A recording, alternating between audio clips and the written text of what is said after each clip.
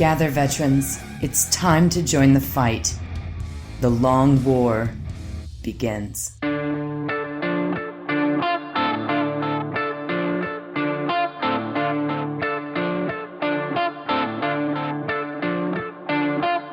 This is The Long War.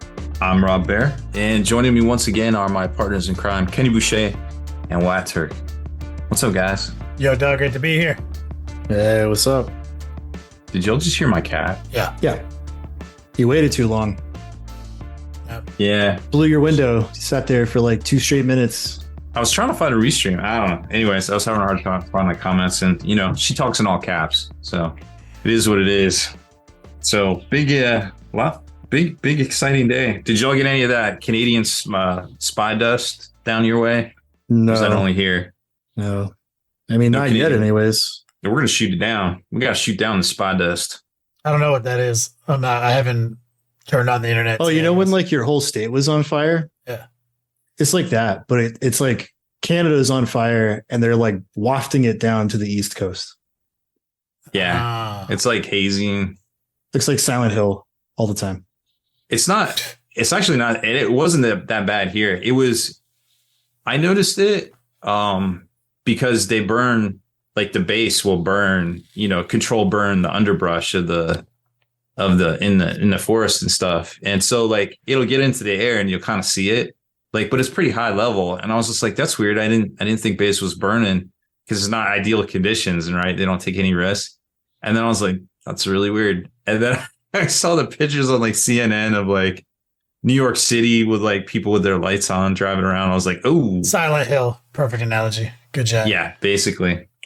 Exactly. So that was pretty wild. Thanks for the update. I've been playing Diablo 4, and so I haven't actually done anything that I should do. I've behind on every real life responsibility. I'm behind on like fucking, putting gas in my car, like literally anything you can think of. So that's on me. Thank you for keeping me updated. That was so basically that was IRL Diablo. So we're in IRL Diablo, and you were in Nice. Did you do the I guess you did the pre-launch thing? Mm-hmm. Yeah, you know me. Like Diablo's kind of my biggest crack addiction. So yeah, been sleep deprived for like 5 days. Because I still teach my classes and everything. Like I'm not like, totally an asshole. Like, so like some classes are early in the morning and shit. So I'm like staying up 5 a.m. and I'm like, oh, well, that sucks. So my eyeballs burn. And as soon as I'm done with the podcast and in my obligations to the editing and distribution, I shall be back at it. And I will do the same thing I did for the last weekend. Speaking of which, we've got a lot of interesting developments. We got our index out today. So we have a dope table of contents. All right. We have a revisit of podcast episode 252, Games Workshop on Trial, from nearly exactly 3 years ago from Rob. We also have we're going to talk about the Tyranids as well, and maybe what some of the people on the internet have been worried about with the deep strike mechanics. And also we have a potential, I want to say, survival guide for what to do on new edition release. Yeah. Wyatt, which he sourced some of this from the chat earlier. So stay tuned. That's the order of operations. And I'm going to try to get this old man to bed. So let's start right now with a Would You Rather from our Peabody Award-winning co-host, Wyatt Turk. Would you rather have tattooed on your forearm, fart like a butterfly stings when I pee, or fast in bed, furious about it? Man, they're both so good. Those are both hilarious. Is it just words? Is it stylized anyway? You can get it tattooed however you want, as long as people can read it. He said it's on my forearm. Yeah. And I you already have tattoos. They're magically removed to make space for this. Mm-hmm. And so this is, I can have a hand in the design of it as long as it's legible. Yes. By the genie's definitions. Like a 20-foot rule. Oh, it's got to be thick as hell. Got it. And so what is it? Farts like a butterfly, stings when I pee? Yep. That's probably the one I'll go with because it's got a fart and dick joke built into it. that, I mean, would be my only deciding factor. It was like it's the highest form of comedy, in my opinion. So, Man, they're both so good. so as a joke, you know, like I relate to that.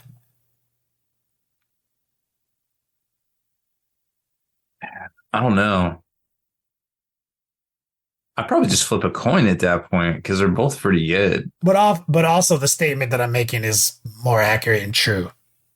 Like, definitely stings when I pee. But I mean to see somebody about that. I mean, you might want to get that looked at, but Fast in bed and furious about it is pretty funny though.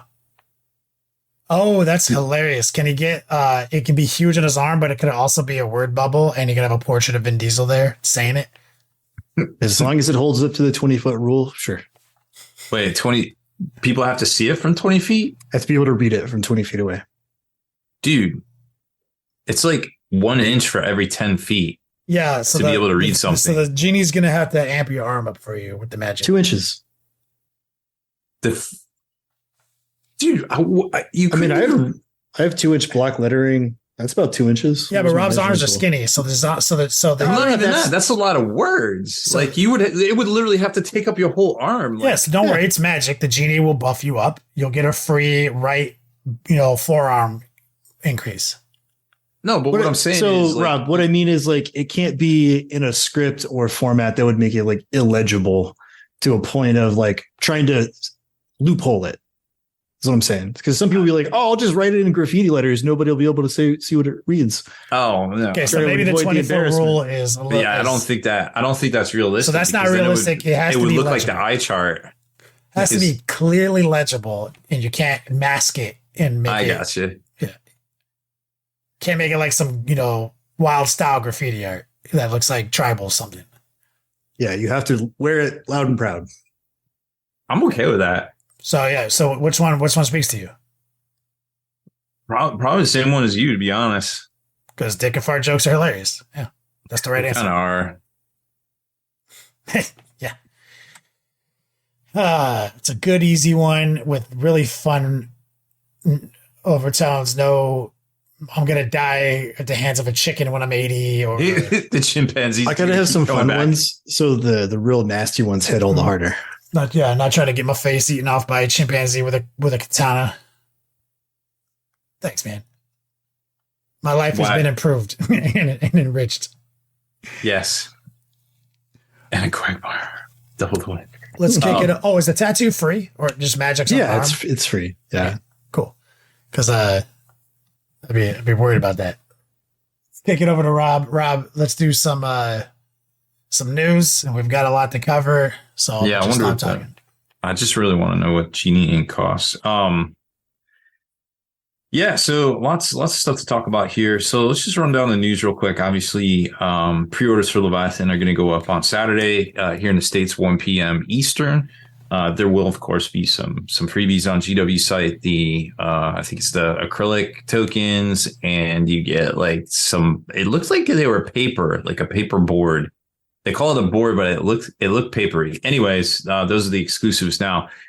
No clue what the whole like online situation is going to be. They say there's going to be some sort of limit on how many you can buy, a queue it system. We're going to talk about that. Basically, trade sales is sold out to retailers currently, so we don't know how many are reserved for the web store launch or the web store sales. And of course, GW's direct at their stores will have some too. Like if you just want to walk into a GW store and pick one up, it probably wouldn't hurt to have a pre-order, but you could probably also walk in the day of as well, because they're gonna have stock divided up. We talked about the shell game regardless, right?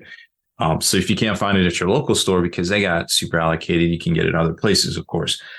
I do want to talk about a couple other things out there in the wargaming world. So Worms, the video game, Worms Armageddon, all that stuff from way back in the day, and almost a little recently too. I think they put out a new Worms game.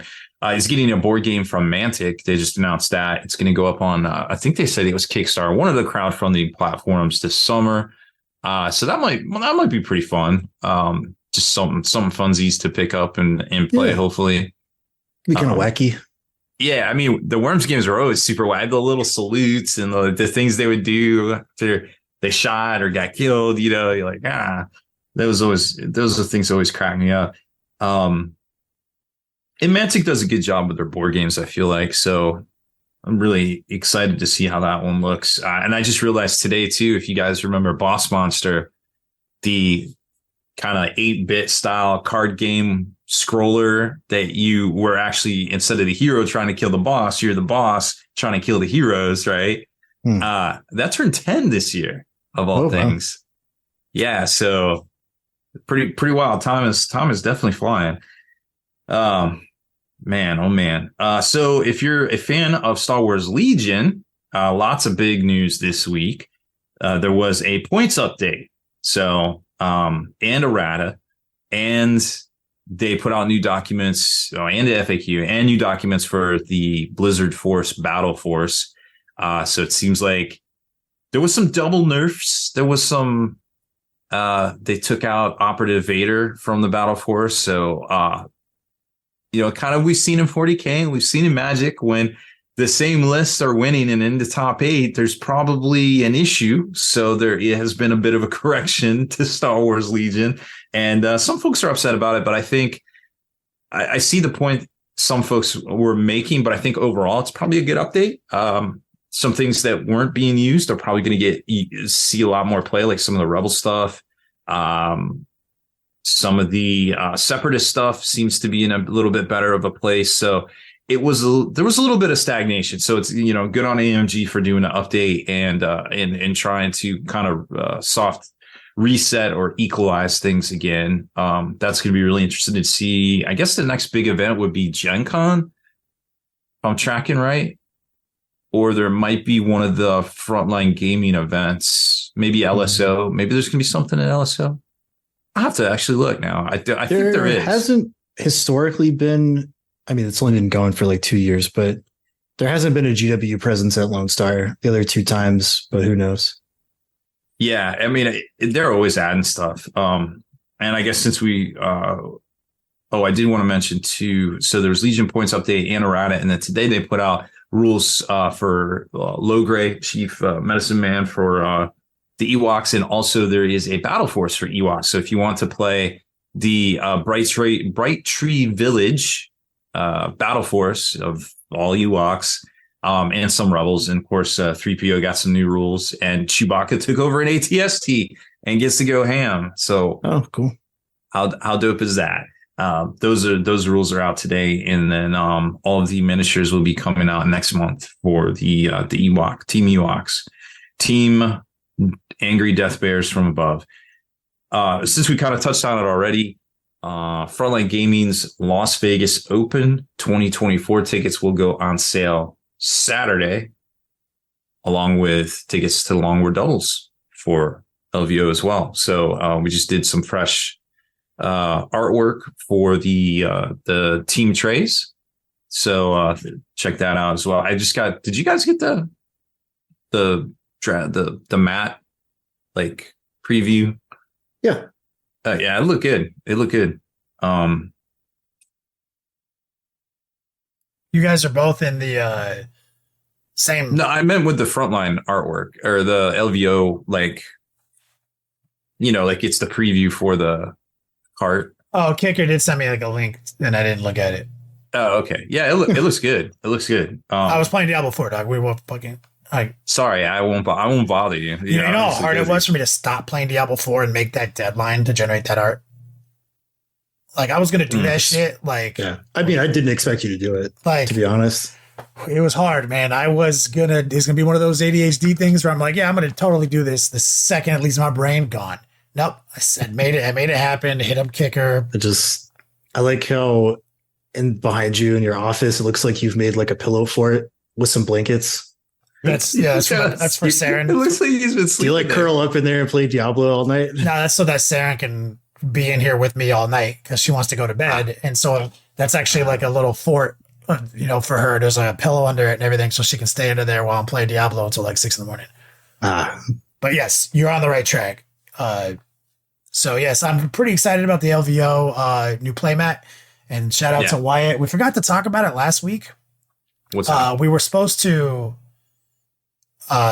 Today was the deadline, and so like I said, I was going to do it last podcast, but we were supposed to ask the chat like if you would like to see like a arty mat like our last one, or something that might be usable as a playmat. Because we did ask. We asked during the pre-show. We asked in the tactics session.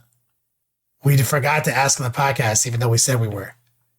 And as soon as we hung up the call, I was like, "Fuck, we forgot." Oh, wow. I could have sworn you asked the same question in the pre-show. Nah, I forgot. But I just went with your gut on it because something that I never thought of, guys, was if you're going to get this cool branded playmat from showing up at LVO and playing at our event, it'd be nice if it kind of like can lay in your tray and you can put your models on it and it didn't look stupid. Like, so I didn't even consider that until Wyatt brought it up. So shout out to Wyatt. So I went at Adobe, used my license with them. Pulled out a couple pieces of artwork, high res as fuck, some nice, muted, slate kind of looking rock. It looks great, and it's kind of a neutral, like a neutral grayish. So I mean, like, it won't perfectly match if you guys are on like a swampy base or something, but it definitely looks. But it would be like a black background at the very least with some texture that would not take away, detract from your army and only enhance it with our Long War logo embedded in it with some beveling and embossing effects. So it's like in the ground. So that was all kind of inspired by Wyatt. So shout out to him. The new playmat is way fresh and really clean. So check out. And for those who went to the Long War doubles at Adepticon, we started a new thing where we're giving out Pogs. So we rolled out our Pog Slammers that were limited for that year. And we're going to keep doing that. So at LVO, we're going to have some new ones. And they are Pogs, first and foremost. So you can play Pogs as like a side game. But we're also going to have things on them that'll be useful for the game, like be the size for objective markers. Maybe if you flip them over, it'll have something like Battle Shock or something like that. So just in keeping with something fun and shit cool your pants, check. And silly. That's but also, they will be memes on the Pogs for sure. Yeah, it burns when I pee. There could just be simply a Miracle Whip a logo on the back of one. And Mason P jar. Hey, speaking of P jars, I wanted to mention as I was taking a swig of this here Deer Park 500 mLs of water. It tastes like this. No, it doesn't. It actually tastes great. He drank a lot of water and now he has a bunch of P jars under his desk. No, it's not that either. But I like where you're going with this. I started doing that like electrolyte thing, right? Infusion. Well, it's not infusion. Like I was doing it's the Propel stuff by Gatorade. Oh, you just drip it in there. Yeah, they got these little packets, and it's big enough that it's dry. So it's a dry dust like situation. Yeah, it's a dry dust, and I mean, it's like $15 for a month's supply, and I was like, I don't know. You pee a lot more is where you're going with this? No, I started it today, and dude, I feel great. Like I drank like 2 of these today, and with all the electrolytes and stuff, like I haven't had my normal like aches and pains, stupid ass like headaches, and just being like just feeling kind of crappy in general. So that's the only thing I've done different today. That's why the future runs on Brondo, dude. It's got electrolytes. It's got It's got what Rob's crave. Yo, I'm telling you, I'm gonna check. That's Rob's original inspiration behind his Spiky Bits opening music track in the background. It's true. I think is that still the same one you had Dom make you like all those years ago? Yeah. So like DJ LMT, he received from Rob one simple direction. I wanted to kind of sound like President Camacho's intro music from Idiocracy. Yeah. That was it. That's all he gave him, and that's so the entire inspiration behind that rock track you hear in the background is literally that quote. They were filming the sequel here not too long ago. Man, Terry Crews in his full Camacho regalia in the back of a crazy pimped out like off-road truck firing a machine gun in downtown Austin. And then he also did like a fake press conference where he announced he was running for president. It was on the news. It was really Holy funny. shit, that's amazing. Oh, it is pretty good. Yeah, I actually didn't even drink that much today. I had like one drink and I was like, I'm good. Strong endorsement to drink your electrolytes by President Rob Bear. I was like, he's like, you want another? I was like, nah, man, I'm good. Yeah. It was the weirdest thing I ever said. He kind of looked at me weird, and I was like, I'll never. You've admit I said inspired that. me, Rob, with your health. Now, I don't know, man. Just try it out. I'll let you know next week how I'm feeling. I would look forward to the update. Back to the news. Let's go. We got lots to cover, and you are going to get sleepy, and then you're going to get grumpy. That would never. That's crazy.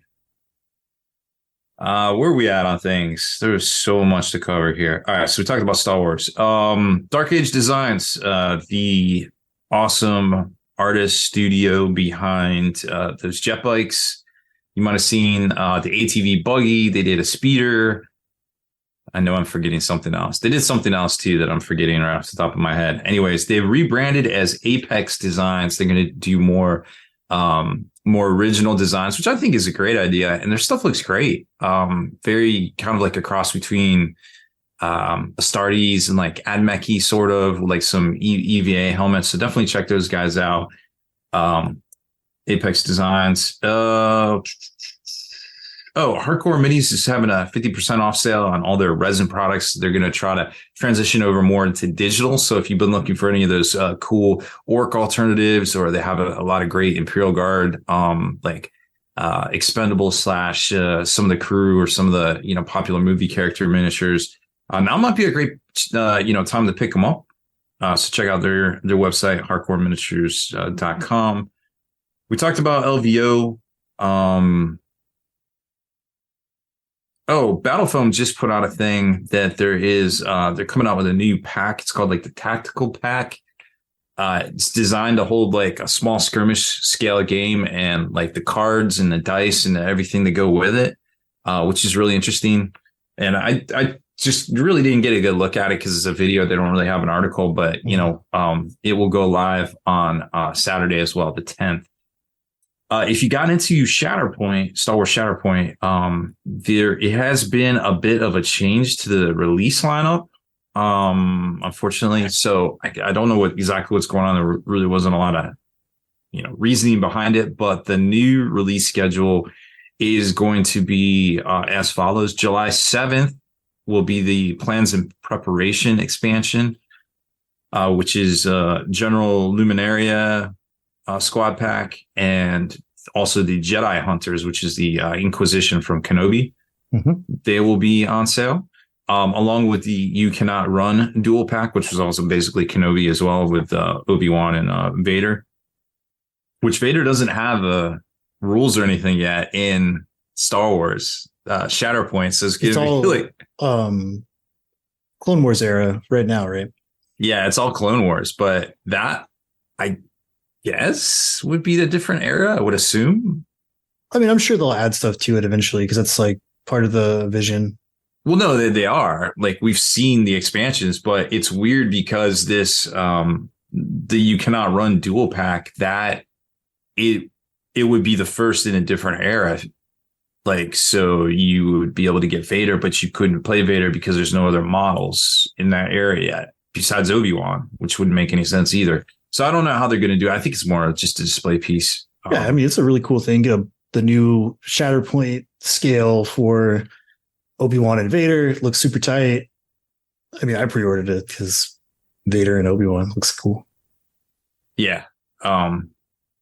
So just something to keep in mind. And then in August, those releases will be The Party's Over, the Mace Windu squad pack, The Witches of Darthamir, which is the Night Sisters squad, and the Appetite for Destruction squad pack. So I think that's the biggest one, is that the Grievous with the B2s got pushed back to September. Oh wow, I wonder if they had some issues. Yeah, I'm not for sure. So that one got pushed back to September. So but there's two coming out each month for the foreseeable future. And this one being September 30th release leads me to believe that there's going to be two at the start of September. So it might actually be 3 in September. Well, we'll see. Anyway, so just kind of keep that in mind if you're looking for new miniatures to play in Shatterpoint, which, by the way, been getting a bunch of games in of it. Pretty impressed with it so far. It's definitely worth checking out if you haven't played one of the AMG or FFG games before. Might be a little bit of a high learning curve for you, but overall, I think it's actually more simplistic of a game than you would suspect. Just kind of walking up to the table and just seeing everything and all this new shit. I would definitely play it more than once before you decide if it's for you, for sure. Just kind of keep that in mind, right? And then I did want to touch on before we transition into the next segment. So there's been a lot of hot takes on on the new 40K rules, right? Like you got people like, oh, Death Guard are unplayable, or oh, this and this is OP and this is garbage. I'm not going to do this. Like, so there's a tournament, the Bug Eater GT, I guess, that put out a statement that and they had a couple qualifiers, like if these rules previews come out before that, we're gonna use those, and those are gonna be legal for this event, and afterwards they're not. Well, one of the big things was it doesn't matter, but Eldari are banned, like just banned. Yeah, like no matter what, Eldari are going to be banned until there's an FAQ on them. That's reasonable. I still today. So it is. No, I'm obviously joking. Sorry. It is objectively silly to go that hard. But to be fair, we have floated the idea of holding a new faction back, a couple weeks or something until that initial FAQ happens before they're allowed in tournament play. And thinking about this objectively, sometimes all it takes for some kind of change in the tournament scene to happen is for a TO to step up and implement something that people have kind of talked about for a long time. Because there's all sorts of stuff like terrain rules or placing metrics or brackets or, whatever it might be that TOs and players and people have discussed endlessly. And sometimes it just takes somebody to step up and be like, we're going to do this and see if it works. And sometimes everybody follows suit, right? That's kind of how the ITC started in the first place, years and years ago.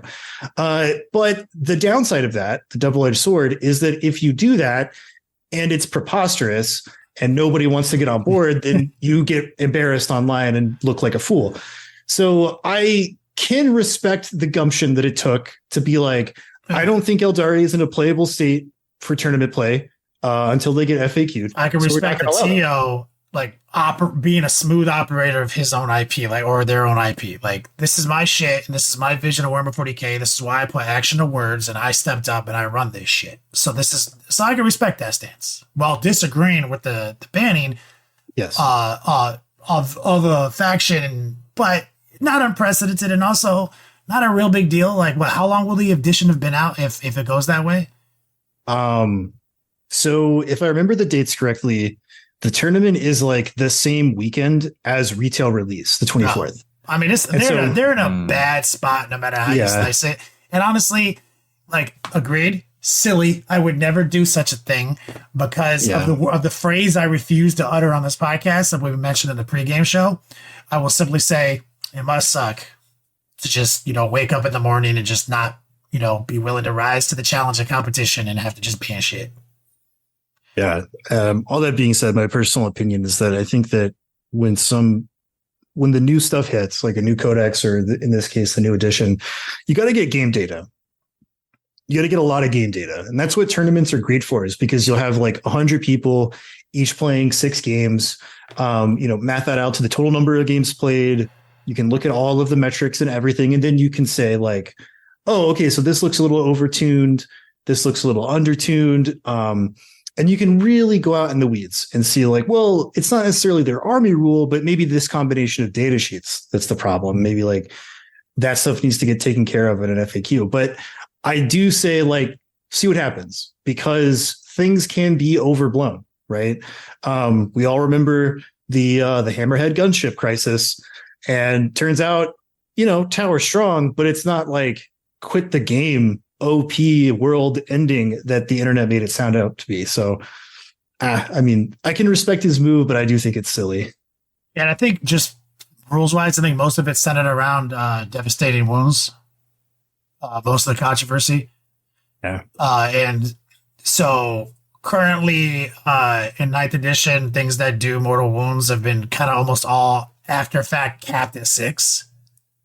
Yeah, and when that's they do it en masse. not the case. And it's currently not the case. So we'll see.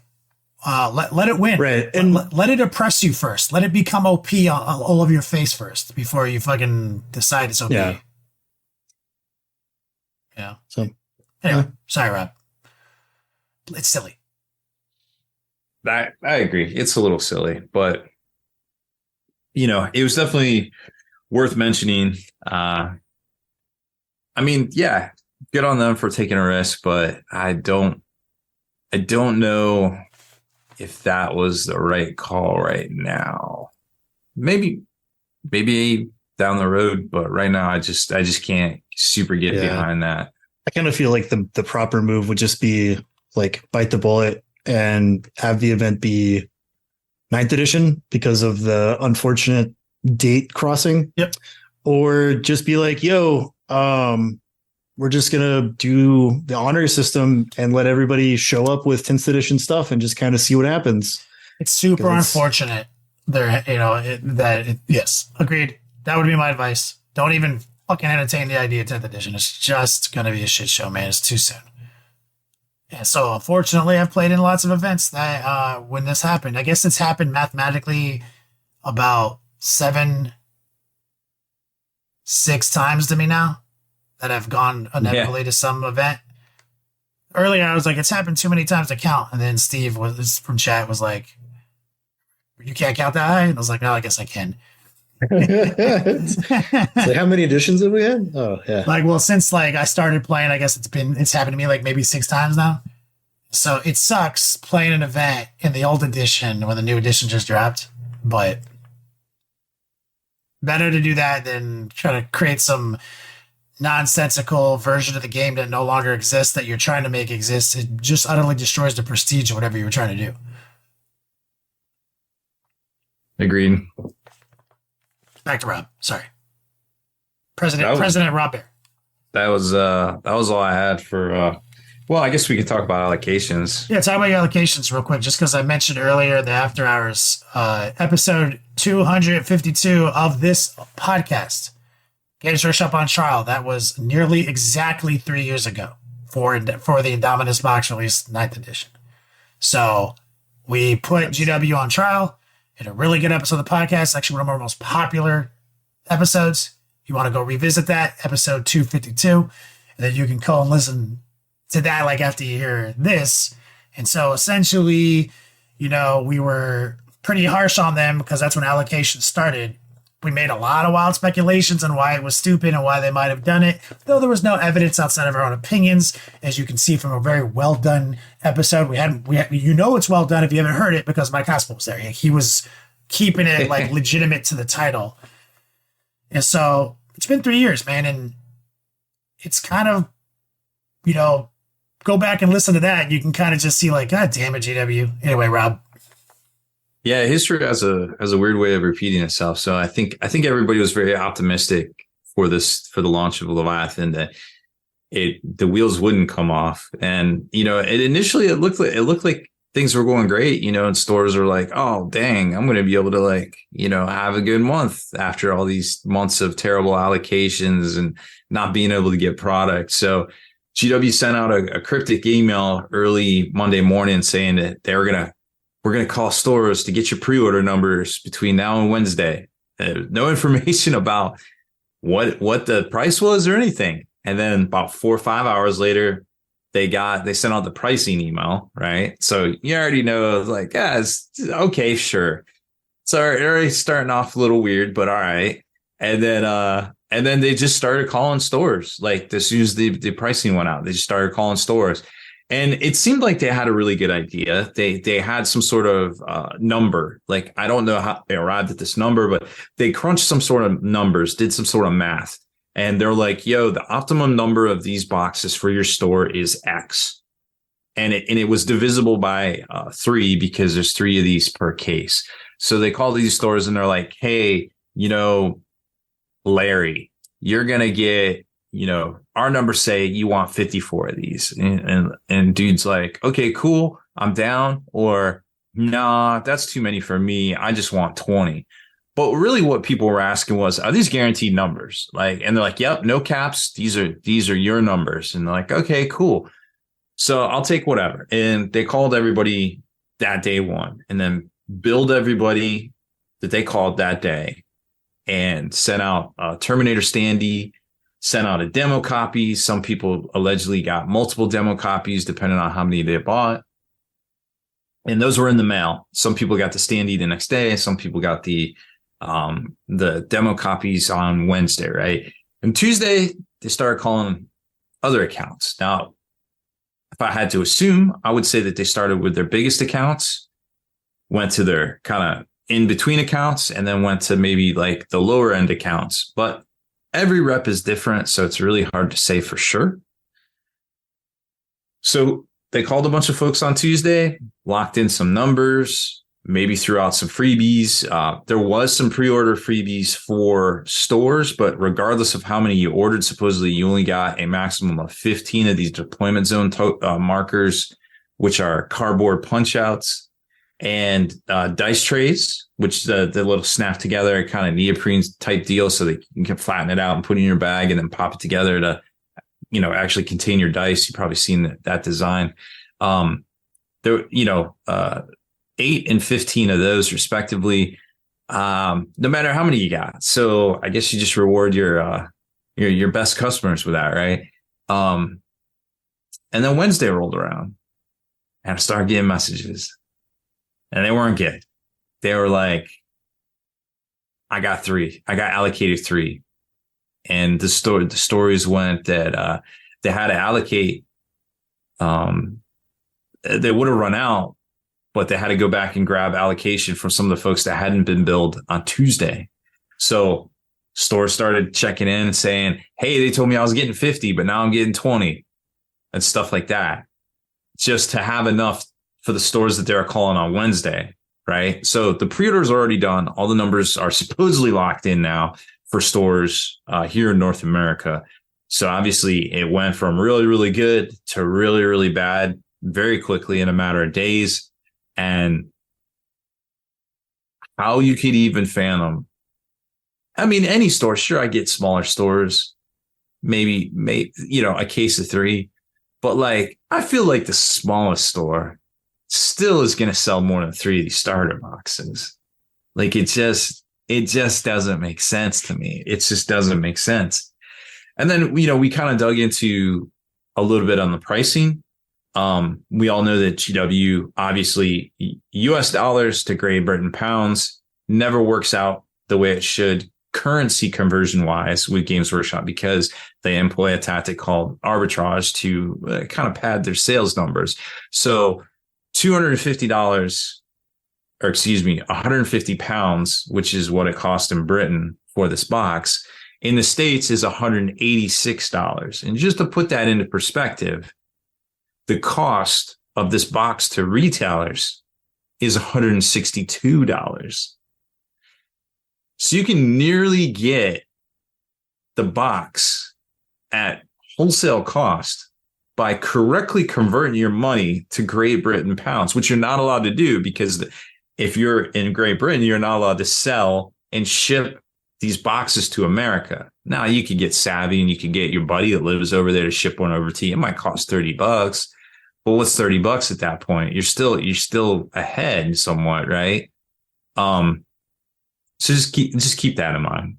It's really wild. But when you do the arbitrage of 150 pounds in GW money, if you go to their site and you find something that's 150 pounds, this always worked for the history of ever. And then you convert it to the US dollar price, it's $230, not $250. And I was like, that's weird. Why would that be?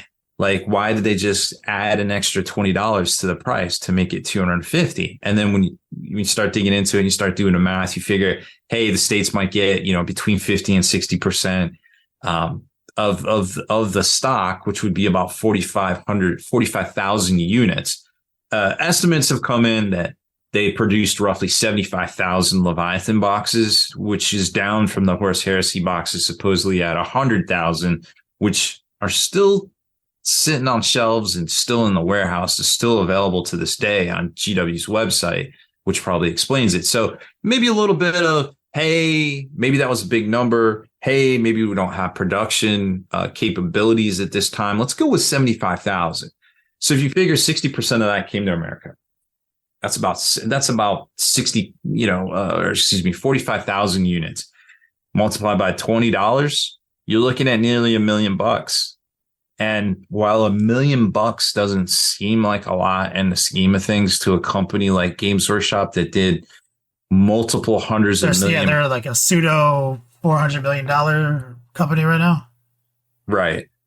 $1 million. What's $1 million? It doesn't really seem like a lot. But then when you start thinking about it, they're only profiting a couple of £1 million. Mm-hmm. So these little things they can do to just kind of squeeze that little last drop of juice. And trade out. sales has been in trouble for the last couple of tax reports. Like selling miniatures has not been nearly as successful for them year after year. There hasn't been as much growth. Yeah.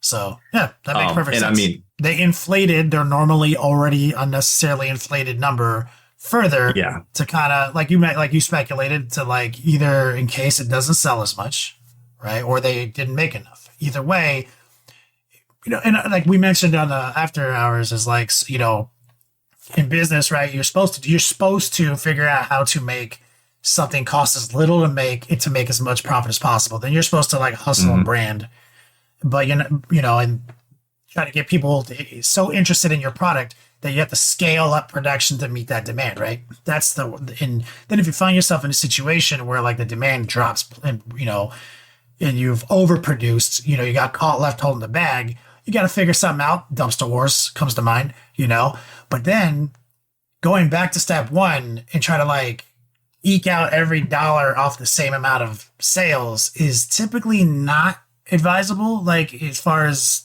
for the long-term growth and success of a product, you have to kind of go back to that hustle. How do we get people interested in buying the same levels of this that they used to? You got to go back and answer that question. Or the writing's on the wall as far as like your projected growth, or you have to pivot, right? Like they did a lot of like licensing pivoting recently. So they're making a classic mistake, in my opinion, by that, like with all the information we had this year with dumpster wars 3 years ago with this fucking allocation, all this bullshit. The only reason allocation exists, right? That was my whole hot take 3 years ago, which was, okay. So you farm pre-sales from the brick and mortar and the market that gets 60% of the stock. Then you don't give them the pre-order boxes. You give them allocations to drive people to the website, right, to buy them so that you can sell them at your manufacturer price, not the wholesale price, which is more profit. So you're taking the same amount of units and you're making more profit. Yeah. That's great. That's great. No doubt. That's solid. But that's a kind of a shitty way to approach it, obviously. And not to mention it hurts smaller brick and mortars, and specifically brick and mortars that their entire, reason for existing is because somebody was so passionate about your IP, GW. Somebody was so passionate about wargaming, and specifically Warhammer 40K. Yep.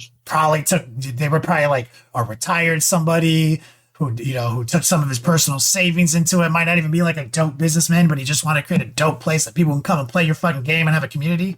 That dude gets to go shop because he can't fucking get your product to sell them. And I would say, it affects all game stores in general. It does. The game store model has not existed at a time that Games Workshop didn't exist. They've always been intertwined with card games and Games Workshop. And there's a reason this is not worth getting into. But the fact of the matter is that this, coupled with 5 months of crippling allocations for all things, as just, it's going to break the back of a lot of stores. They're not going to see the growth in the trade area. It's 3 years. Facts. We have they've been doing this now for 3 years. It's not an accident. Right. They've throttled it to such a capacity that it's very difficult for someone to be a dedicated war game facility. It's and I think it's a goddamn shame, man. to some of what you spoke of, it's getting more for less product because these places might go under, or the customers are just forced to buy directly from Games Workshop. And that's why it's important for everybody to vote with their hobby dollars, whether it's as best as they can. If you feel like this is an issue, the less money you give directly to Games Workshop will send a message that, hey, this isn't right. Yep. This is your moment, right? We have a new edition on the horizon, which is the most momentum that the new edition will have forever. Right. This is it. This is the moment. This is the time that we're all going to make that money. All the game store owners are going to make that money. This is the fucking moment. And so if all of you guys go to GW's website because your local game store got allocated and didn't have enough for you, then you're just going to keep providing GW with the data that authorizes the continue to do so.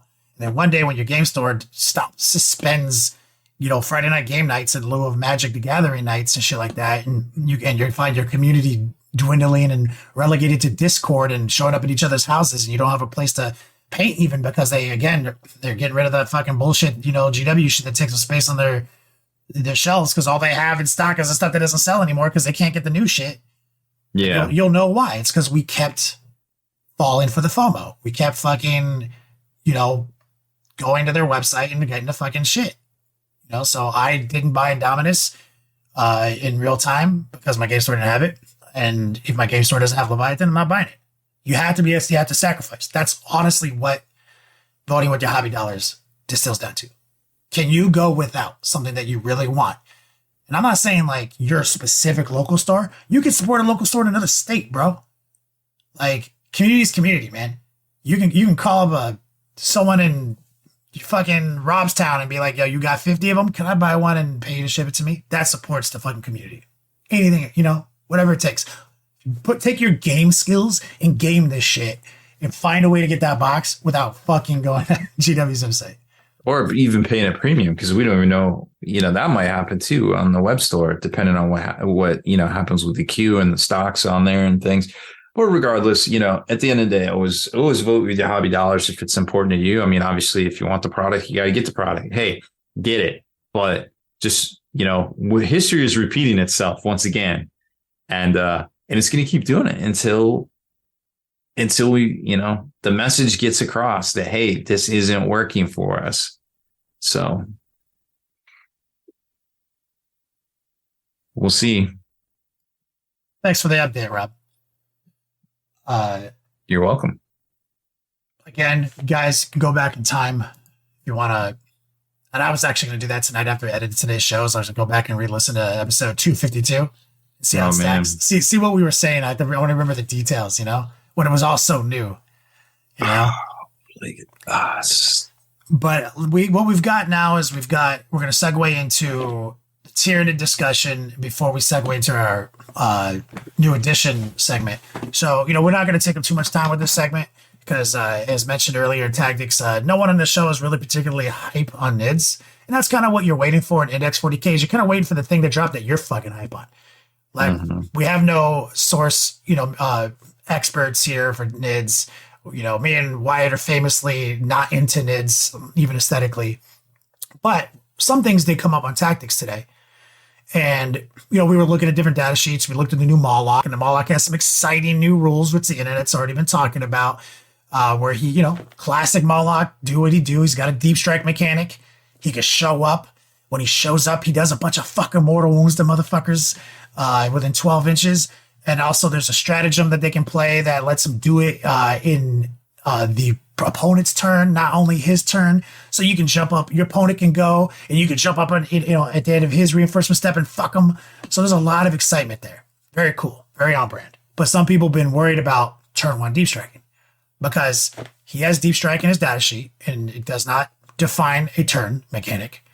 And if you go to the core rules that they have released, and you can control F it to fly around a document, what we have deep strike, which is a USR unit ability. We have strategic reserves, right? And we have the concept of reserves. So it quite clearly states that strategic reserves and how it outlines what percentage of your army can utilize a set of rules based on game size, and where we get our boots on the ground rule about getting tabled. They go on to say that like strategic reserve units are reserve units, but not all reserve units are strategic reserve units. So so it's if you deep strike, you're placed in reserves, but you're not a strategic reserves units, meaning there's no rule that stops a deep strike from turn one with just this information. So a lot of people are concerned with an oppressive alpha strike style of play that allows for a bunch of shit to go down on turn one. And we're kind of here to address that, which is it's not going to go that way. Don't fucking worry.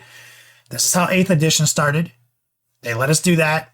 It was really a problem. And then they stopped us from doing it. And then later they classed up the rules and they gave us strategic reserves. And then eventually the deep strike mechanic ended up in mission parameters where you can only enter the battlefield starting turn 2. So that information just is not in your hands yet. It's either going to be on the mission or in the GT match playbook. So don't worry, anybody out there who's worried about it getting alpha struck by a bunch of fucking shit on turn 1.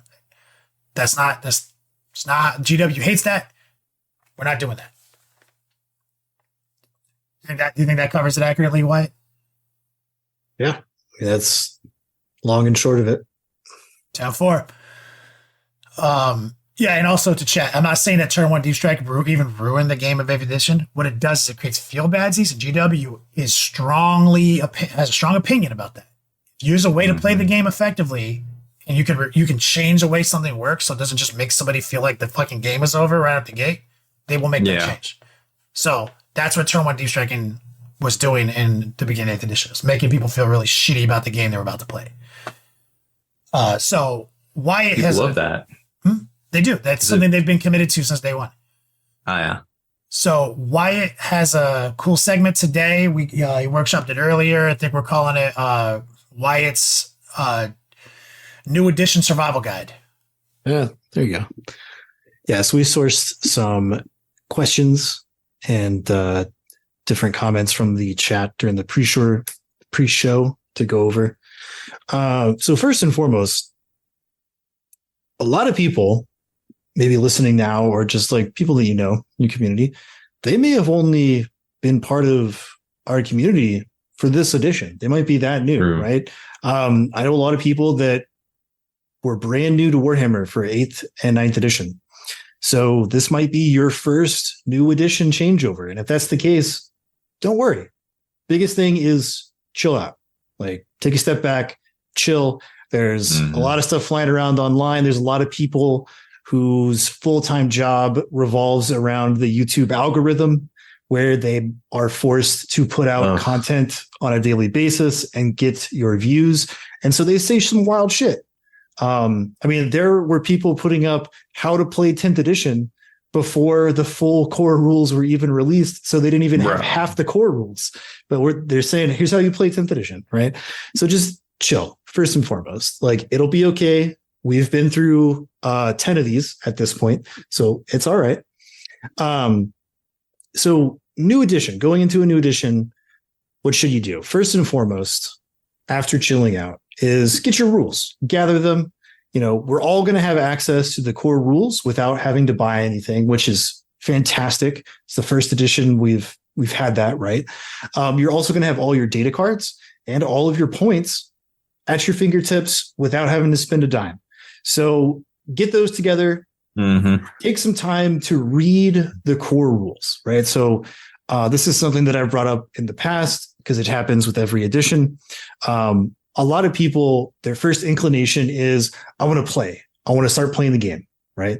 And so they kind of Forrest Gump, Mickey Mouse their way through the rules.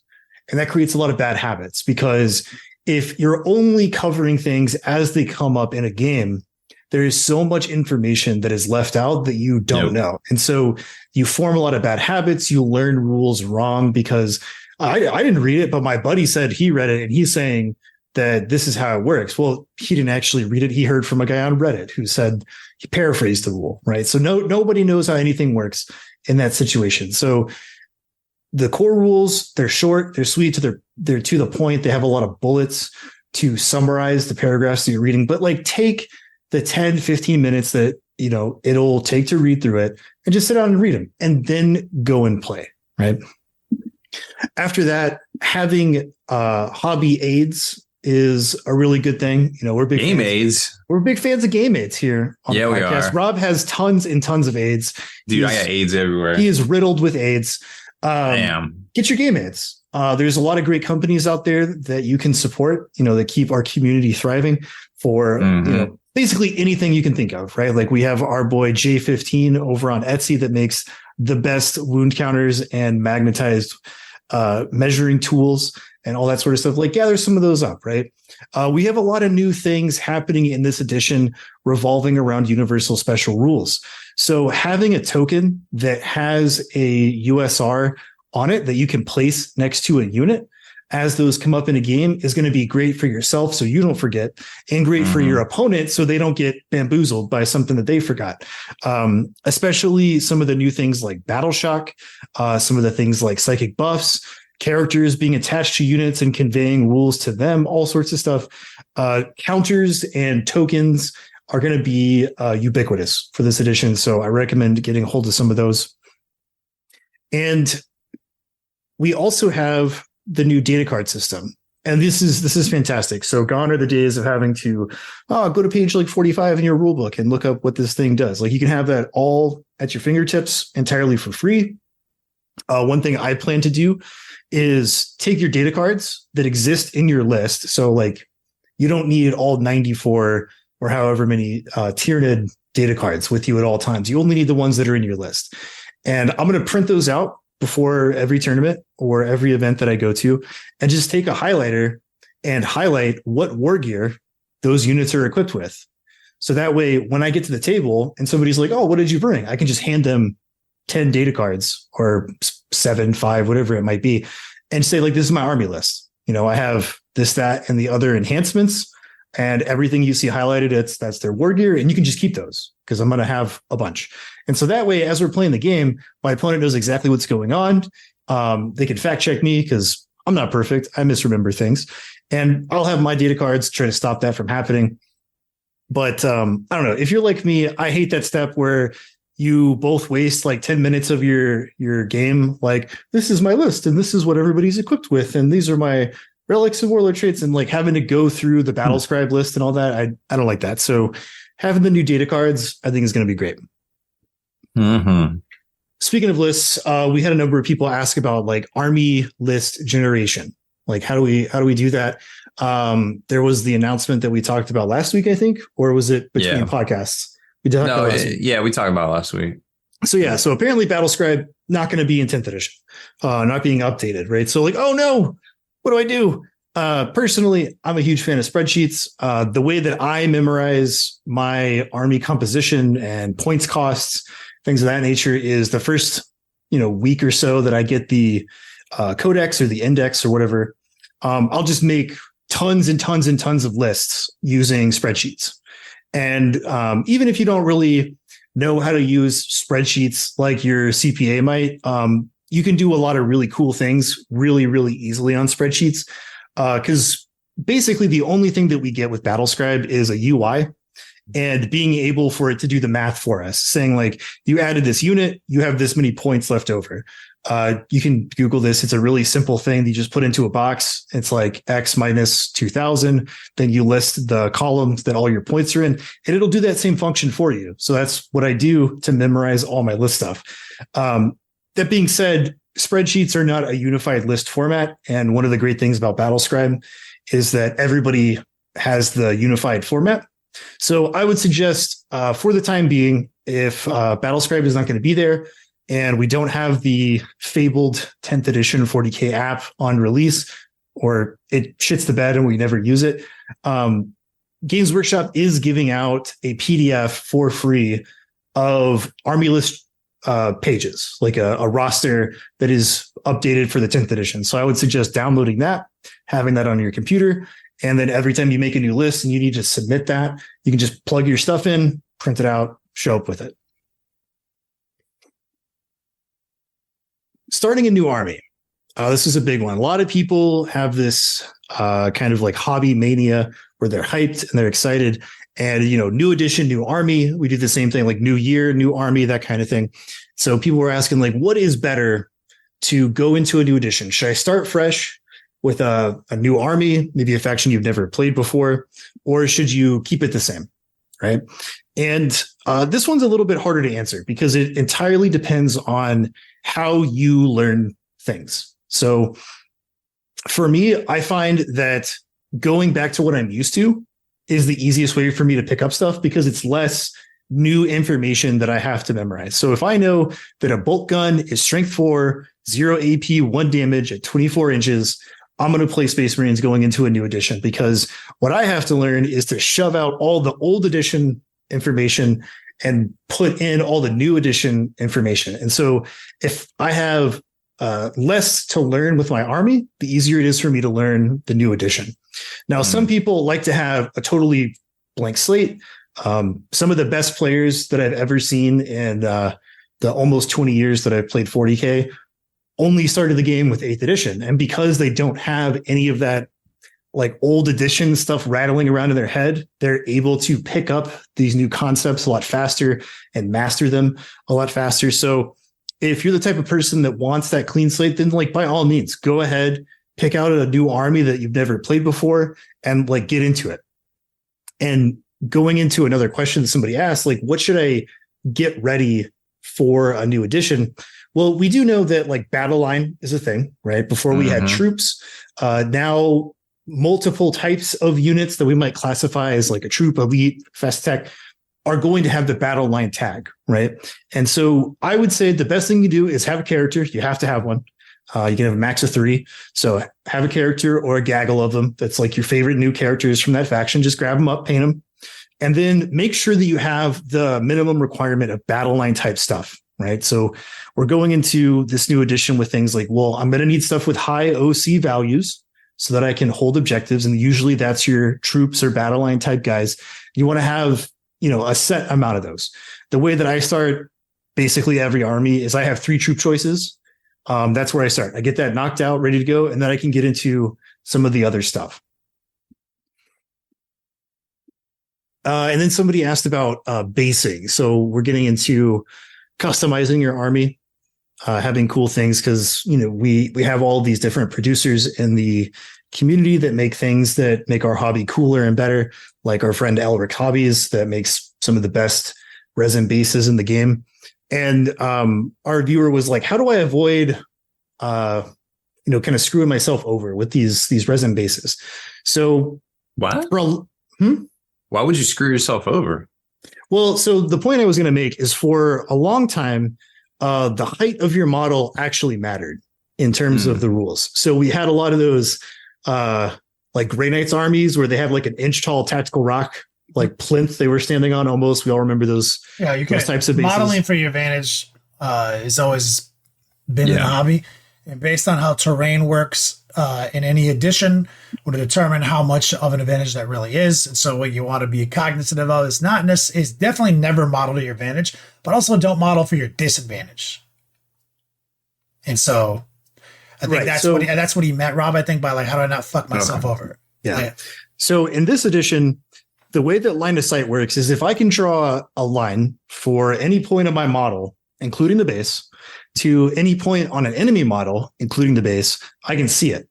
And then that model, if I can see all of it, which is, you can either see all of it or you can't, depends on whether or not you get benefit of cover or if a unit gets benefit of cover, that kind of thing.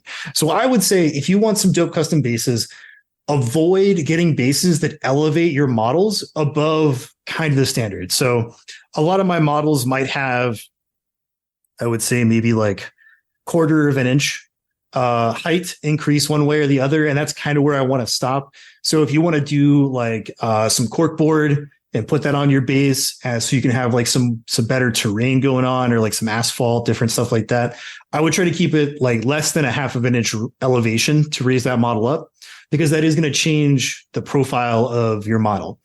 And then you don't want to have bases that overlap the rim too much, because the size of your base is part of the rules. if you have a 32 millimeter base, you don't want to have a huge overhang of terrain that causes it to be like almost 40 millimeters or whatever, right? Especially in the fight phase, because we're going back to, you have to be base to base to fight. So there's no more kind of like that phantom inch or the phantom half an inch that we've had in the last couple of editions. Like you have to be touching your opponent's base. And it can be frustrating if you're playing against somebody who has a bunch of cool looking bases, but they overhang the rim of the base too much. So you can't actually like play the game the way you're supposed to. So I'd say those are the two biggest ones, is like, don't elevate too much and then don't have overhang too much. And the last point would be just like try everything, right? So we're getting into these discussions about like, oh, like this data sheet, that data sheet, overtuned, undertuned, great dog shit, whatever you want to call it. I would suggest, especially with the way that army lists are going to be created in this new edition, where every data sheet has a unique thing that it can do. And either it's a thing that it can do itself, or it's a thing that it lets your army do. Try out everything. Like, don't get too caught up in like what X tournament player is putting in their list. Don't like watch a battle report on YouTube and be like, oh, well, I'm just going to build that list because I saw it do well in this one instance, because there's too many variables at any given game, right? Like if I watched a battle report and one faction just like absolutely crushed the other one, I can look at that list and it may have nothing to do with that list. It could have entirely everything to do with the fact that like, Bob has played Jim 500 times during their friendship and he knows how to beat him every single time, no matter what he brings. Right. Or it could be entirely related to the mission type, all sorts of different stuff. So going into these indexes, like take the time, sit down, look at all of your data sheets, extrapolate what they're going to be doing for your army, and just try out a bunch of stuff. Even if it's blank bases on a table that you're just moving around saying like, oh, this is my, which unit or whatever. Just try it out and see how it plays on the tabletop, because there's only so much that you can do with Theory Hammer. Yeah, I would say at the beginning of a new edition, you have a cool opportunity, which is to go nuts again. Especially the way we do editions now with these, like now that we have like another index already, it's not maintaining the status quo of what once was, right? You have whole new horizons. So don't throttle yourself into previously held prejudices about what, factions do, what units are capable of. You see something cool, you think it works, try it out. That's the most fun you could possibly have. It's honestly like a good thing. Like when I think of back to how I started the hobby, Wyatt, think about how much fun it was to just discover what sucked and what was good in real time. Like, it sounds frustrating, I think, to like us now. We don't like have time for that. We're just gonna, we're gonna shortcut a lot of that with all that knowledge base we have. But that was a fun part of the game, man. You see something dope, you bought it, you tried it out, it sucked. You bought it, tried it out, tight, need more of those. Yeah. Man, like I don't get access to that part of the hobby anymore because I've been in it since the late 90s. But every now and then, they drop an index, new edition, and I get to recapture one of the funnest parts of the timeline again for a small, brief moment. It's yeah, trying out new stuff. That's one of the hypest aspects of like a new codex drop or like a new index drop is this unit that maybe I've never used before. But I think looks cool, or a unit that looks cool and doesn't perform all that great. Like you get to try all of the new things. That being said, I totally understand the aspect of like, I have to shell out for this in time and money to get these models ready for the tabletop, which is why what I do is, like you shadow box. Like I take a bunch of empty bases because everybody here has a billion extra bases, right? And I just put those on the table. And, my friends and I, we just like try stuff out. Like we'll have like a little piece of paper, like, oh, this is my termagants, like throw that over by the pile of bases. And then you just kind of like shove them around the table, like see what they do, like try out those abilities before we ever have to put $1 forward on new units. So if 100%, if the painting and the hard hobbying like hypeness isn't your bag, like if your thing is playing 40K, then I suggest even going so far as to like cut out little rings of cardboard or use loose change, like whatever it might be to physically represent something on the table. Try out those units and see if it performs like you think it will in your head in a real game before you buy stuff. Sage advice from Wyatt. Obviously, guys, feel free to interact with any of us at any time on social media. You can ask questions that we may be able to answer. We all have limited expertise in this hobby, different categories. As we've been doing the podcasting, me and Rob together now for like a decade. And Wyatt, he joined the show, man, how long ago now? 4 years, I think. Yeah. So like, there's a lot of knowledge in different directions here. So like, you see one of us on Instagram, send us a DM, Facebook, whatever, man. We're always answering questions, man. It could be painting questions, could be list building questions. Even though we don't know about any more than you do, sometimes we can help you save a little bit of money by making a somewhat informed purchasing decision with a little bit of an inference. Or sometimes we can give you advice like buy an airbrush, which I dispensed that advice earlier in chat. Who said, I think it was Brian Porkchop who said, what do I do now if I buy a Leviathan, let's say, new to the hobby, and it's open on my grandma's kitchen table? And I was like, buy an airbrush. He was like, not clippers and glue. I was like, no, buy an airbrush. Let's just get that out of the way right now. Which you can add that to start of the edition. If you haven't bought an airbrush, go fucking buy one. Yeah, man. Like, there's so many, man, there's an endless number of articles and tutorial videos and different things. Like, you literally don't have enough hours in your human lifetime to consume all of the media that is produced about painting minis. I can say without a shadow of a doubt, the only thing that I have ever seen automatically make your minis look better than they did the day before with a purchase is an airbrush. Like, you can buy a $10,000 paintbrush that was, kissed by God. But at the end of the day, you still have to control that brush and apply paint to the model. And it's a skill you have to practice and learn. You could take a dry palette or a wet palette or like whatever it might be. The only thing that consistently across all of the stuff and all of the students that I've had and all of the students that Kenny has had, the only thing that will instantly give you that like +1 to your paint stat is an airbrush. I highly recommend getting one. I call it the pay to win mechanic of Warhammer. Paint to win. Hey, man, I pay to win all day, every day, man. You tell me there's a thing I can buy. Yeah. There's a tool I can buy that makes me better at fucking hobbying on my models. I'm gonna fucking buy it. And airbrushing, I promise you, is as Wyatt said, that tool. Yeah.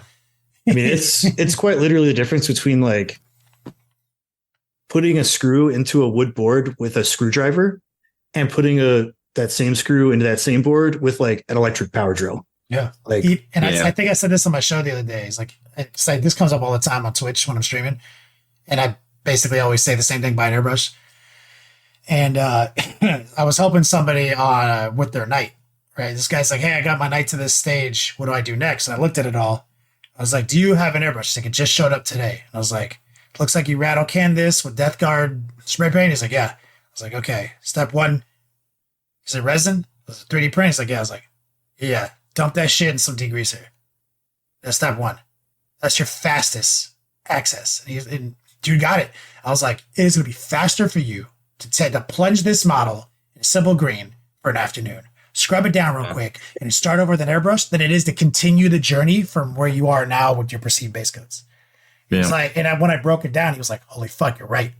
I was like, because even if you're an absolute peasant at airbrushing skills, all you can do is hold that trigger down and spray it with some fucking metallics here and spray it with some reds here, and that's all you can do. That's gonna be infinitely better than what you were capable of yesterday. And so, anyway, in closing, something I'm passionate about. Didn't mean to onboard so hard there, Wyatt. I mean, that's a good way to end the segment. We have a special treat for you guys tonight on our outro. We're gonna debut Robo Rob today, so Rob's not gonna talk in this next part. So, Wyatt, do you want to take us out of here? Rob? So that's it for this one. be sure to head on over to thelongwar.net for exclusive content, early access videos, and more. Become a veteran of the Long War today.